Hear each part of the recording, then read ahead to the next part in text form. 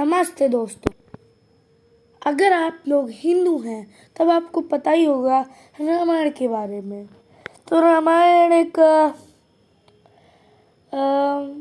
कितने साल पुराना था, पहले गूगल से सर्च करना पड़ेगा।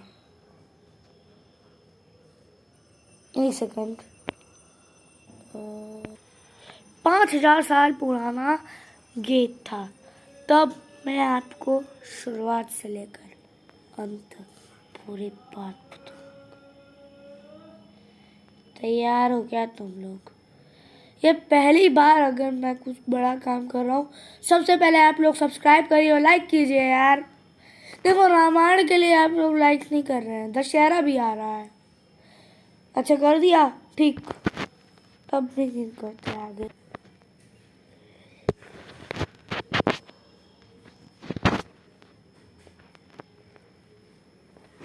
स्टार्ट करते हैं।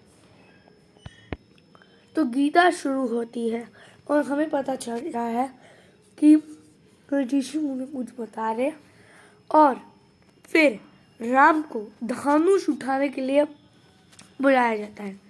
फिर राम ने और अलग कर दिया। राम भगवान ने वो धनुष उठा के पूरा तोड़ दिया। उसके बाद परशुराम आए, वो उन्होंने डांटा। तब राम ने कहा कि कोई चीज़ ऐसी नहीं होती जो कि दुनिया से स्टेबल ना हो। कोई चीज़ अपने न अपने ही बल पर टूट जाती है। वैसे ही धनुष का आखिरी अंत हुआ। तुम्हारा भी हो सकता है परशुराम। इसलिए किसी भी चीज़ को रुकावट नहीं किया जाता है, जाने दिया जाता है। तब परशुराम को समझ में आया कि उसका असली अर्थ क्या है।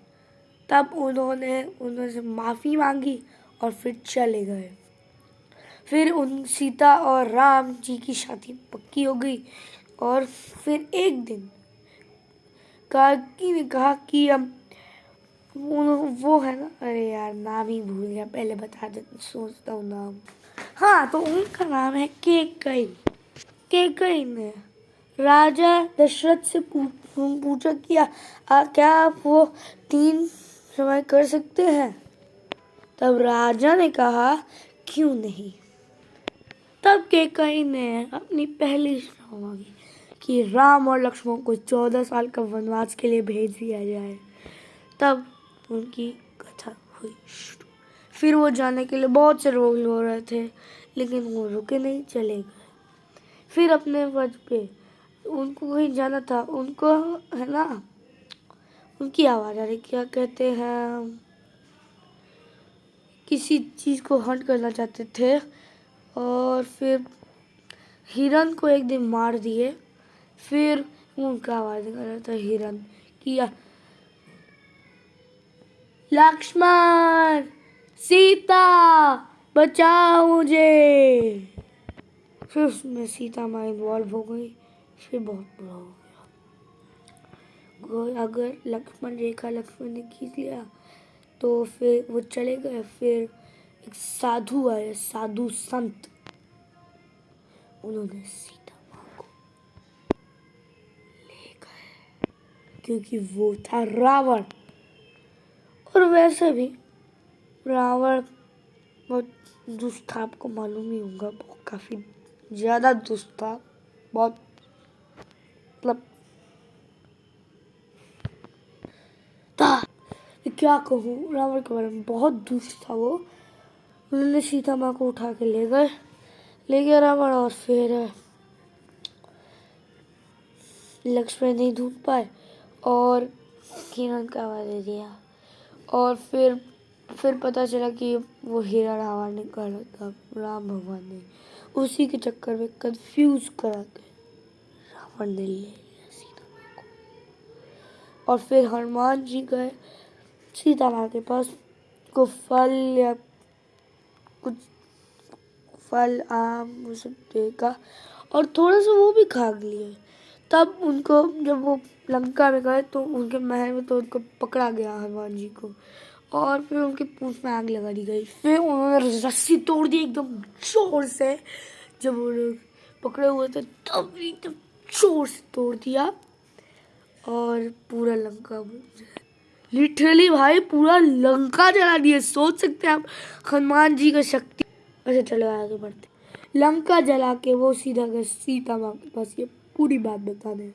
फिर आया मेघनाथ। मेघनाथ ने उनका मारने की इच्छा की और फिर अपने आप को बंदी बना लिया।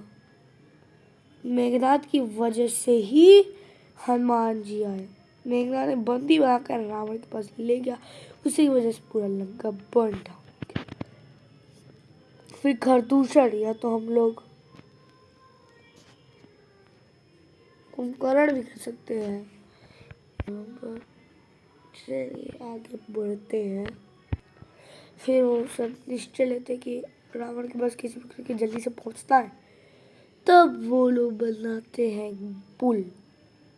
बलराम निकल होता है, फिर युद्ध होता है। अंत में श्री राम ने शूर से खींच के वध कर दिया त्रिशूल से रावण का। इसी के साथ होती है हमारे रामायण की अंत। चलिए अब हमसे बाद में मिलता हूँ, तब तक के लिए बाय बाय, हैप्पी दशहरा।